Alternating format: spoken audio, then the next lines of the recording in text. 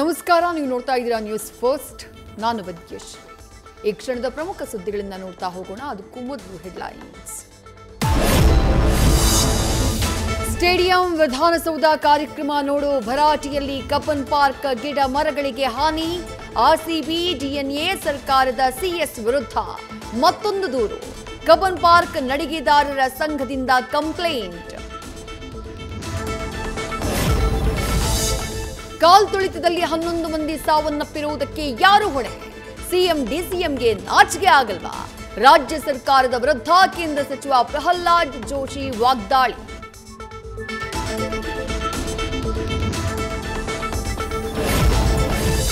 Chinnaswamy stadium ಬಳಿ ಕಾಲ್ತುಳಿತದಲ್ಲಿ ಮನೋಜ್ ಸಾವು. ಮೃತನ ಕುಟುಂಬಕ್ಕೆ ಪರಿಹಾರದ ಚೆಕ್ ವಿತರಣೆ. 25 ಲಕ್ಷ ರೂಪಾಯಿ ಚೆಕ್ ವಿತರಿಸಿದ ಜಿಲ್ಲಾಧಿಕಾರಿ ಶುಭಾ ಕಲ್ಯಾಣ್.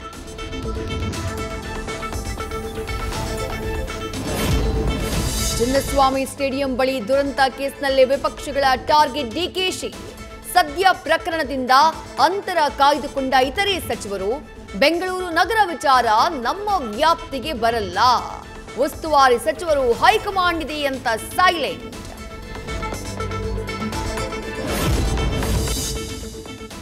ಉಡುಪಿಯಲ್ಲಿ ಮತ್ತೊಮ್ಮೆ ಸಾಬೀತಾಯಿತು ದೈವಗಳ ಪವಾಡ. ಹುಂಡಿ ಕದ್ದ ಕಳ್ಳ ಮತ್ತೆ ಒಂದು ಸಿಕ್ಕಿಬಿದ್ದ. ಮುದ್ರಾಡಿ ದೇಗುಲದಲ್ಲಿ ನಡೆಯಿತು ಮತ್ತೊಂದು ವಿಸ್ಮಯ.